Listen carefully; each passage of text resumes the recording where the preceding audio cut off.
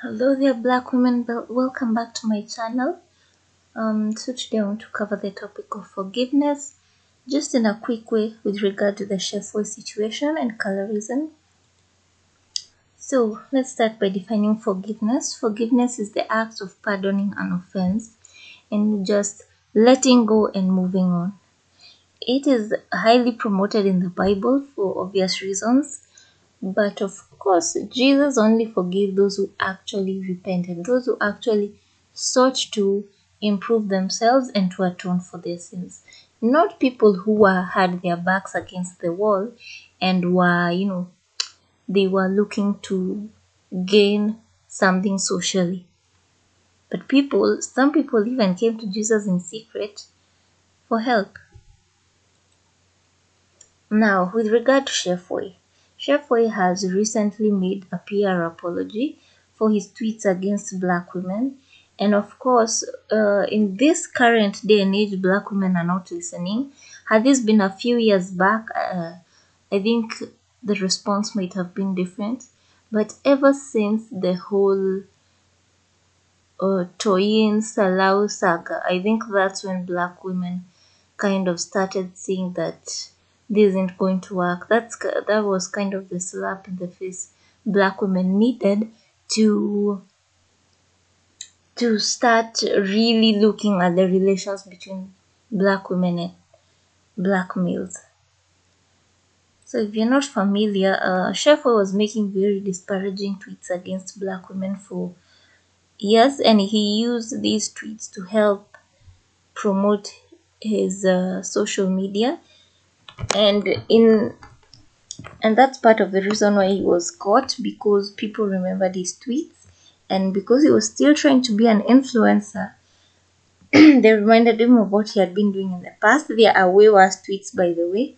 I think since the G covered it, and it just goes to show that even the most innocuous looking black males, aka the educated limbs, are just as bad. It's just that they have that polished tad look where they are not as rough looking or as rough sounding as the other black males, because they have an education or were raised in different settings. But at the end of the day, they have a similar point of view with regard to black women. So the funny thing is that his girlfriend was on Twitter saying that, retweeting that cancel culture will not stop him. This was like weeks before, like a week or so before he had to resign, because black women kept calling and emailing the office where he works. And it's not that they just succumbed to social pressure. I don't think they ever intended on firing him. That's why he was asked to resign. But this just goes to show that these people were not repentant. This woman knew what was going on and she stood by him. Now, had she stayed silent, we would not have been sure what was going on behind the scene. But you can see that obviously they have been speaking and communicating about what has been happening, and she views it as just shallow cancel culture antics.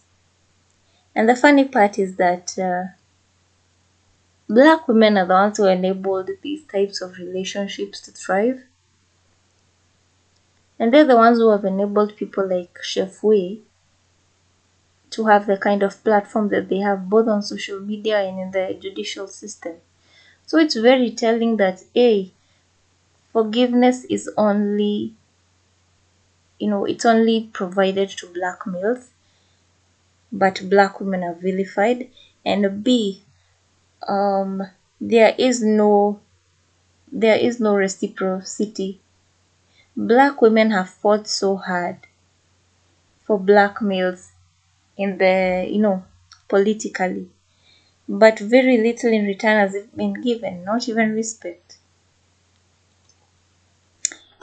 For example, what this therapist was caught doing, all she did was ask black males to go to therapy.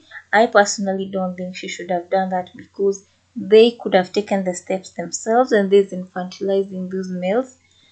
Obviously they do not want help. Obviously they believe they do not need it, but this was just her attempt at quote unquote fixing the black community that resulted in her getting fired.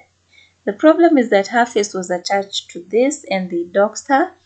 Um, and she was not granted the same kindness or courtesy as Chef Will.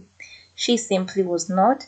She was just dismissed as, as a misandrist, whatever. Never mind the fact that she did not spew any hatred against black males. She did not say any single negative thing. So I want black women to understand that this forgiveness that black males always expect, that they will never offer to anyone else, no matter, no matter how uh, beneficial their advice is.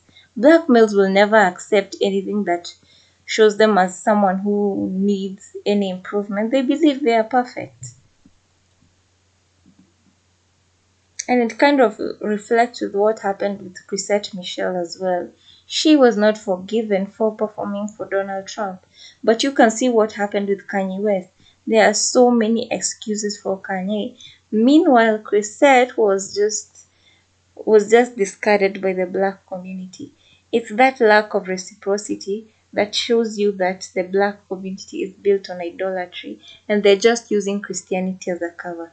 These people are not Christian, they just want to avoid these discussions because admitting they worship black males would trigger some people to be more alert to what these people are saying.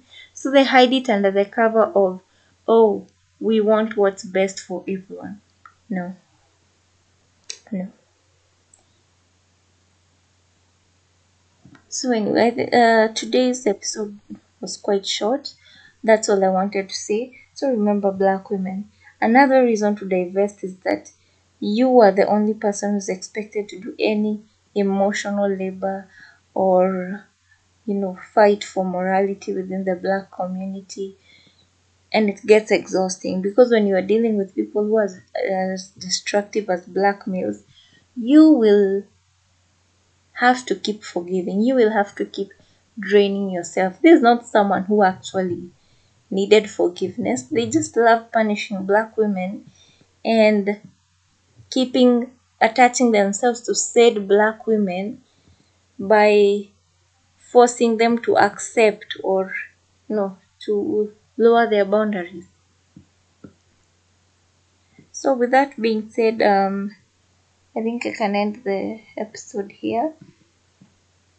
I do not approve of this use of Christianity to support degeneracy and to support people who are obviously rude and violent. And I am sure that if it seems wrong to me, I'm just a human being, obviously it is wrong to God. And these are the things people do not talk about in the black community. The one-sided forgiveness, the one-sided empathy, and all that.